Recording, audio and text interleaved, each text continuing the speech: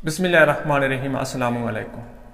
मुअज़्ज़िज़ काश्तकार भाइयों, कपास की फसल जिसको मेजर क्रॉप में शुमार किया जाता है, यानी बड़ी फसलों में से एक फसल है, नकदवर फसल भी है और ज़्यादा प्रॉफिटेबल फसल है।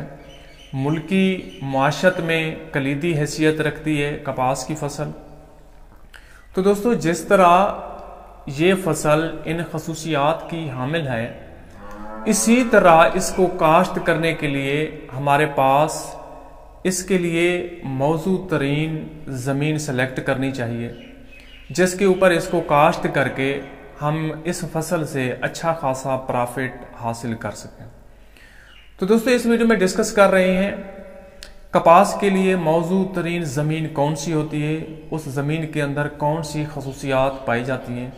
इससे पहले अगर आप मेरे इस चैनल पर न्यू आए हैं तो बराए मेहरबानी मेरे इस चैनल को सब्सक्राइब कर दें, ताकि एग्रीकल्चर के हवाले से आने वाली मेरी हर न्यू वीडियो आप तक वक्त पर पहुंच सके। शुक्रिया। देखिए दोस्तों, कपास की फसल से अच्छा प्रॉफिट हासिल करने के लिए, इससे अच्छी पैदावार लेने के लिए, इसके लिए मुनासिब और मौजू तरीन ज़मीन का होना लाजमी होता है। इसके लिए जो ज़मीन चाहिए होती है वो ज़रखेज़ और मैरा ज़मीन हो, यानी ज़्यादा पक्की ज़मीन भी ना हो।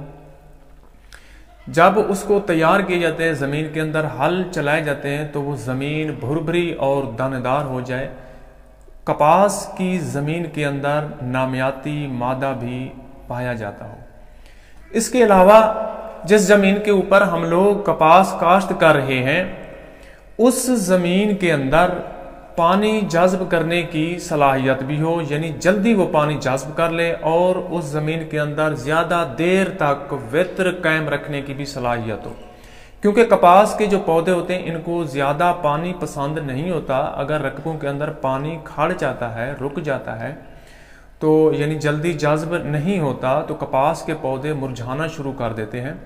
तो लिहाजा ऐसी ज़मीन हमें सेलेक्ट करनी चाहिए कपास को काश्त करने के लिए, जहाँ पे पानी जल्द जज्ब हो जाए और उस ज़मीन के अंदर वित्र जो है ना वो ज़्यादा देर तक कायम रहे। क्योंकि इसकी जो जड़ होती है वो ज़मीन के वित्र हालत में पौधे को बहुत खुशगवार रखती है। तो लिहाजा उस ज़मीन के अंदर ये खसूसियात लाजमी होनी चाहिए।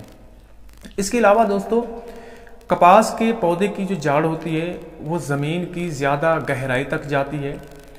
तो इसलिए जड़ के ज़्यादा गहराई में जाने की वजह से तो ज़मीन के अंदर ये खसूसियात भी होनी चाहिए कि ज़मीन की नीचे वाली सतह सख्त नहीं होनी चाहिए, ताकि वो जड़ के नीचे जाने में और जड़ के फैलाव में रुकावट का सबब ना बन सके, जड़ के नीचे जाने में और जड़ के फैलाव में दुश्वारी का सबब ना बन सके।